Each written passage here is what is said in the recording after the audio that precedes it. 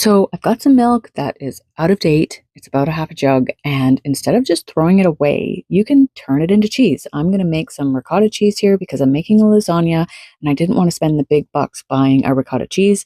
So I might as well use up this milk and make ricotta cheese out of it. All you need is milk. You're going to take it and heat it to about room temperature. So I stick my finger in there. Once it's warm on my finger, I add in some lemon juice. This can be from a freshly squeezed lemon, or it can be from store-bought lemon juice in a jar, just like this. I'm using 1/4 of a cup. There's maybe 2.5, 3 liters of milk here. It doesn't matter. It could be even 4 liters of milk, and it'll still work. And you're just going to mix that into your milk while it's still on the heat, and you're going to keep it on the heat at about medium low or so. You don't want to scorch it. You don't want to burn it on the bottom, but we do want to bring this milk up to a boil. Now, you can't really tell in this shot, but it has curdled, and that's okay. That's what it's supposed to do. Don't think that you've ruined your milk or there's something wrong with it. It is supposed to look like it's curdled. That's what the lemon juice is doing. You're separating the curds from the whey. So you can see here that the curd is really starting to separate from the whey, and it's probably getting close to boiling here. Now you're going to want to set yourself up something so that you can strain it.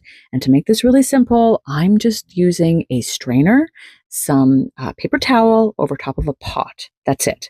That's all that you need for this. You don't need cheesecloth or anything special to do this.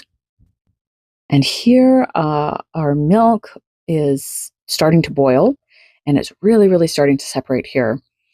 And you don't want to stir this up. You just want to let it really gently come up to a boil and separate out.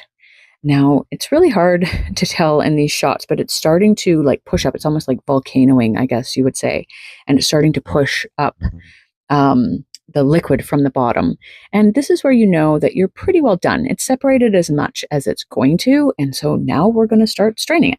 So here I'm just simply taking my curds, which have risen up to the top and separated out from the whey, and I'm scooping them and putting them onto my cheesecloth, or in our case here, a paper towel.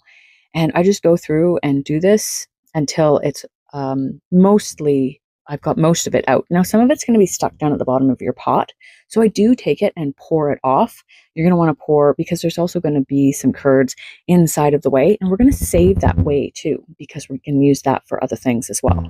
And then that's it. We're basically finished here. I'm just going to let it sit and drip just for a little while. It depends on how wet you want this. If you want it to be completely dry, you could let it drip overnight in the fridge if you wanted to, or you can use this right away. I usually let it cool just for a little while. But